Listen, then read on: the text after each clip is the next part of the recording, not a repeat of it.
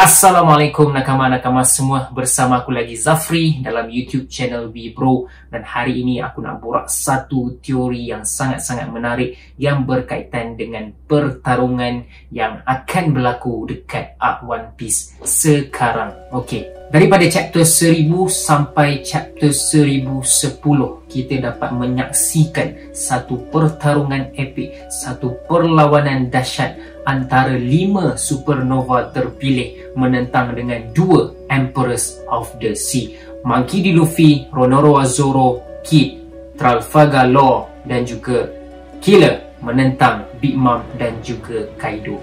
Dalam pertarungan itu kita nampak sendiri banyak gila serangan-serangan padu yang diberikan oleh supernova terhadap 2 Yonko kita, terutamanya Kaido of the Beast, sampai Kaido terpaksa bertukar menjadi hybrid form.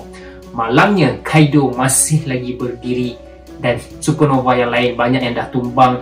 Luffy telah tumbang dan kini sedang dalam keadaan untuk pulihkan diri, nak fight back. Zoro pun dah tumbang and then dah pulih balik and then dah ready nak berlawan dengan King. Okay, and Kid dengan Law sedang busy nak lawan Big Mom, dan Killer pula tengah bertarung dengan Hawking. So kita tahu yang selepas ini Luffy akan terus bergerak ke Kaido. Mungkin Yamato ada kat situ, mungkin Yamato dah pensan, mungkin Yamato still survive.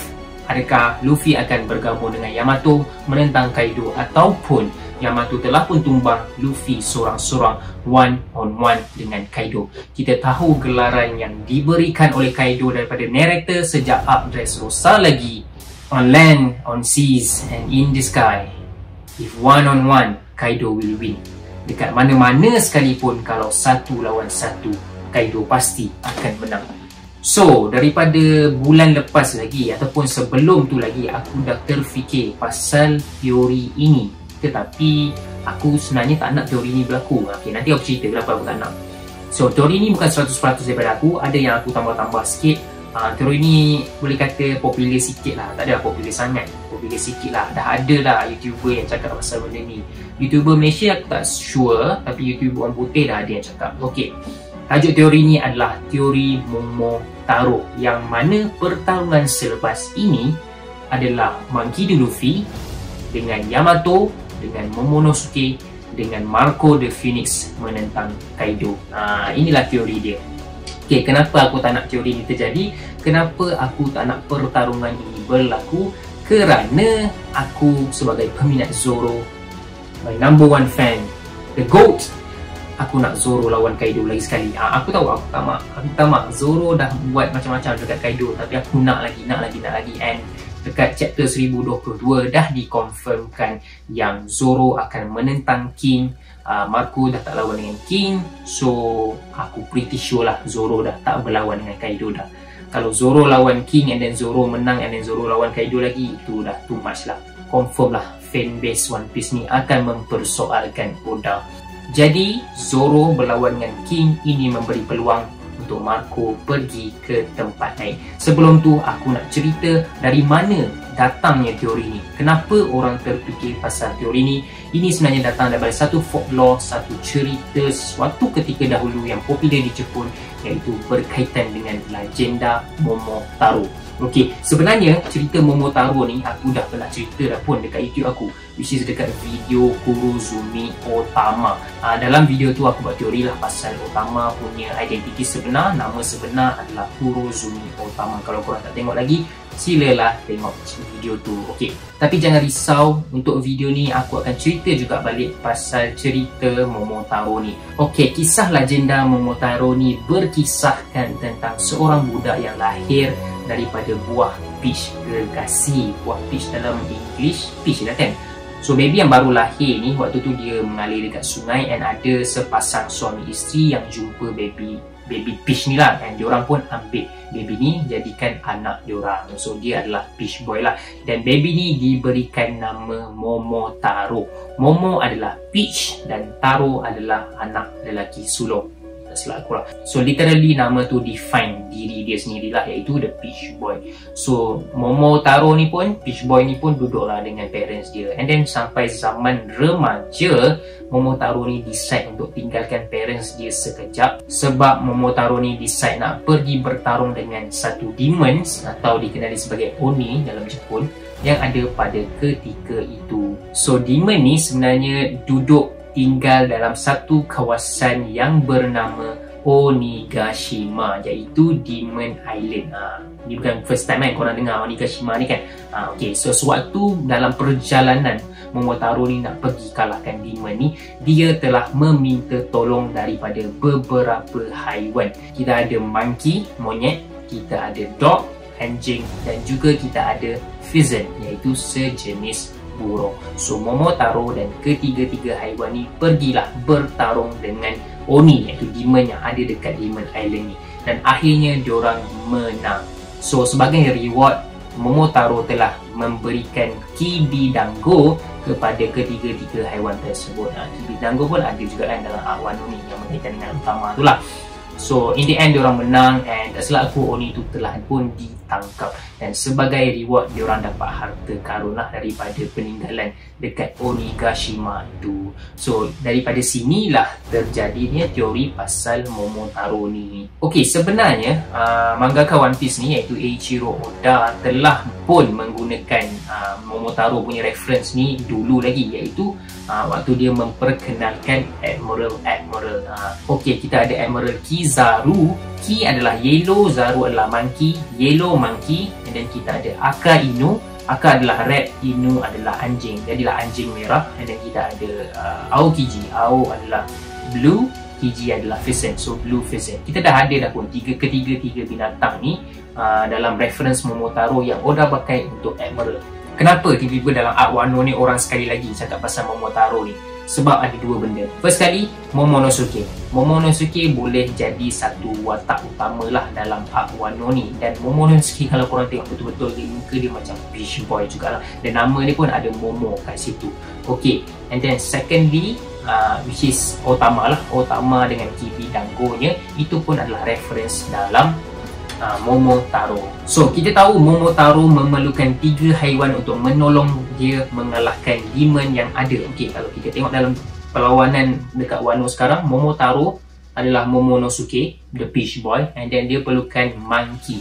Kita ada monkey di Luffy. Okay, haiwan pertama. Dan haiwan kedua, dia perlukan anjing. Dalam chapter 1020 dah pun dikonfirmkan yang Yamato memiliki satu devil fruit mythical Zoan, iaitu Inu no Mi model Oguchi no Makami. Anjing, dia devil fruit anjing model Oguchi no Makami. So kita ada anjing kat situ sebagai haiwan kedua untuk Momonosuke. Dan haiwan ketiga adalah pheasant. Pheasant adalah sejenis burung, dan dalam arc Wano ni hanya ada satu saja burung yang berada dalam side orang baik, iaitu siapa lagi kalau bukan Marco the Phoenix. Yes, so cukuplah 3 haiwan ni untuk menolong Momonosuke melawan Beast. Beast dalam arc Wano ni of course lah Kaido, the king of the Beast Pirates. Dalam chapter yang baru keluar iaitu 1022, kita nampaklah yang Marco sebenarnya macam dah penat, macam dah tenang. Mula-mula time awal-awal page berapa tak ingat lah, time dia tunjuk King dengan Queen tu, yang tiba-tiba nampak Marco dah terbaring kat bawah. Kan ingat kan, oh Marco dah kuat. Tiba-tiba Marco bangun balik and then tolong lagi halang King daripada buat something dekat Zoro. And then in the end, Marco berundur memberi peluang kepada stars of the stage kita untuk berlawan dengan King and Queen lah, iaitu Zoro dan juga Sanji. So orang akan cakap lah Marco dah tak ada role lah, sebab dia dah buat kan, dia kata dia nak berundur ke belakang kan. Dia dah tak ada apa, takkan dia nak pergi lawan Kaido pula kan. Okay, soalan aku, adakah Marco bila berundur ke belakang tu, dia akan duduk kat tepi, dia akan tengok King dengan Queen tu lawan Zoro dengan Sanji, dia akan tengok sambil makan popcorn? No, of course dia akan buat something. Of course dia akan buat something untuk membantu orang-orang dekat Wano ni. Jadi aku rasa Marco akan naik ke atas. Dia pun boleh naik, boleh terbang sesuka hati. So dalam sekelip mata sahaja dia boleh ada dekat on top of Onigashima untuk berjumpa dengan Kaido. Anjing kita pula iaitu Yamato, sekarang ni sedang bertarung dengan Kaido lah, dan kita tak tahu apa kesudahan terhadap pertarungan diorang. Harap Yamato masih bertahan sebelum Luffy and the gang datang. Okay, so Luffy sendiri dalam chapter 1020 juga, tak silap aku, Luffy yang minta tolong Momonosuke untuk menaikkan dia ke atas. Jadi Momo akan ikut Luffy untuk berdepan dengan Kaido, and then Momo sendiri decide untuk menukar dirinya menjadi dewasa. Cuma persoalannya dekat sini, Momo takkan jadi kuat lah bila dia dah tukar jadi dewasa. Shinobu sendiri cakap dia punya strength, dia punya mental ni still sama macam budak-budak walaupun badan dia dah bertukar menjadi dewasa. Jadi cukuplah, lengkaplah pasukan ini untuk menentang dengan Kaido. Kita ada Marco the Phoenix, kita ada Monkey D. Luffy, kita ada Yamato the Dog, and kita ada leader kita iaitu Momonosuke.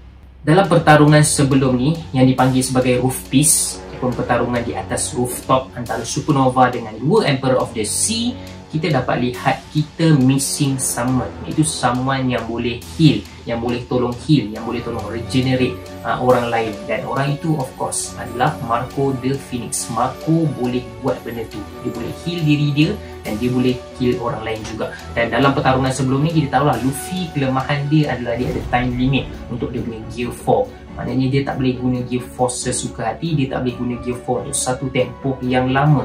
Jadi dia perlukan masa untuk berehat, dan Marco the Phoenix akan menolong Luffy untuk mencepatkanlah proses tu, untuk jadi dia regenerate faster supaya dia boleh bertarung lebih lama dengan Kaido. Kira Marco ni dalam game dia macam support yang terbaik lah. Okay, aku tak tahu korang pernah main Dragon Warrior ke tak. Aku dulu pernah main, dia macam satu pasukan nak lawan, nak pergi bertarung kan. Okay, so dalam pasukan tu mesti kita ada warrior kita, dan kita ada fighter kita. Fighter ni combat memang power lah. And then kita ada magician kita. Magician ni memang banyak spell walaupun combat dia tak power. And then last kali of course kita perlukan healer. Healer ni penting dalam team tu, dan healer dalam team Momonosuke kali ni adalah Marco. So keempat-empat ni, Luffy, Yamato, Momonosuke dengan Marco adalah combo yang hebat lah untuk melawan Kaido. Momo tu lah yang spoil sikit, tapi ya, nak buat macam mana kan. Ada juga orang cakap yang Momotaro punya Fort Law ni ada memerlukan binatang lain iaitu White Tiger. Tapi ni bukan cerita asal lah, ni mungkin cerita the second version pun, ataupun mitologi lain. So White Tiger, sebab itulah reason kenapa orang rasa yang Yamato tu adalah White Tiger. Another reason juga kenapa Zoro akan diperlukan untuk menantang Kaido, sebab Zoro dianggap sebagai White Tiger. Mungkin Luffy akan mengeluarkan Gear 4 yang terbaru iaitu Gear 4 White Tiger. Kita tak tahu, sebab dalam Arc Wano ada satu cover page dekat chapter berapa aku tak ingat, chapter 900 something lah, kita dapat lihat Luffy memakai pakaian yang ada harimau belang-belang kat seluar dia, tak silap aku, dan dekat baju dia tertulis 5. Adakah itu satu foreshadowing Luffy punya Gear 5 berkaitan dengan harimau? Dia tak tahulah, itu sajalah nak buat teori sikit kan. Okay, another thing yang kita belum nampak juga adalah Marco punya awakening. Kita tahu Devil Fruit ni ada kuasa awakening, dan Marco sebagai seorang Yonko Commander, sebagai seorang orang yang kuat dekat dunia One Piece ni, takkanlah dia tak awaken lagi kan Devil Fruit dia. So kalau Marco dah awaken dia punya Devil Fruit, of course lah kuasa Phoenix yang semua orang tahu kot, iaitu kuasa revival lah, kuasa reincarnation. Boleh hidup balik. Mungkin dia boleh hidupkan diri dia semula, ataupun mungkin kalau ada satu kematian dia boleh hidupkan orang lain. So itu just another tambahan lah untuk teori ni. Tapi walaupun keempat-empat diorang ni menentang Kaido, aku rasa dalam tempoh 15 minit ni je kot. Tempoh sebelum Onigashima tu nak land dekat Wano punya mainland lah, nak land dekat Flower Capital kan. So aku rasa 15 minit ni sahaja keempat-empat ni akan bertarung, dan ketiga yang lain mungkin akan tumbang, dan in the end akan tinggal Monkey D. Luffy seorang menentang Kaido. Yang itu memang betul-betul final showdown lah. Itu betul-betul Luffy akan kalahkan Kaido. Kalau yang tu pun tak kalah, aku tak tahulah One Piece ni nak habis bila. 2035 ke tak tahulah. Kalau itu pun tak habis-habis lagi kan. Of course lah, kita suka juga, tapi janganlah buat sampai 4 kali Luffy kalah dengan Kaido kan. Better habiskan dekat situlah. So that's all lah pasal teori Momotaro ni. Okay, lupa cakap, dekat dalam legenda cerita Momotaro, lepas diorang menang lawan Oni tu, diorang dapat treasure, diorang dapat harta karun. Dan of course harta karun untuk Arc Wano ni adalah Poneglyph. Diorang akan dapatlah road Poneglyph yang ketiga untuk tahu location Laugh-Tale, tahu location One Piece tu sendiri. Okay, alright, so that's all the teori untuk minggu ni, teori Momotaro, yang mana aku rasa selepas dikonfirmkan yang Zoro menentang King, Marco tidak lagi melawan dengan King, which is aku kecewa sebab aku nak Zoro lawan Kaido lagi sekali, tapi tak apa, benda tu tak terjadi. So kita akan ada Luffy, Yamato, Marco dan juga Momonosuke menentang Kaido. Guys, disebabkan korang stay sampai hujung video ni, aku ada satu benda yang aku nak request daripada korang. Sebenarnya Webro, aku sendirilah, aku plan nak buat satu big project yang mana aku cuba untuk collab dengan YouTuber One Piece daripada Indonesia. Okay, cuma problem dia kat sini adalah setakat ni lah yang aku tengok YouTuber One Piece kat Indo semua tak reveal muka diorang. Semua video-video diorang tu tak tunjuk muka. So aku kalau boleh nak buat satu video collaboration yang kita tunjukkanlah muka each other kan. So kalau korang tahu mana-mana YouTuber Indo yang tunjuk muka dia, ataupun kalau tak tunjuk muka tapi korang rasa macam dia ni okey, korang bolehlah komen nama YouTube dia tu dekat ruangan komen. Aku memang plan lah, this is a big project for me, nak try collab dengan YouTuber Indon pula. Okay, so that's all for me. Assalamualaikum.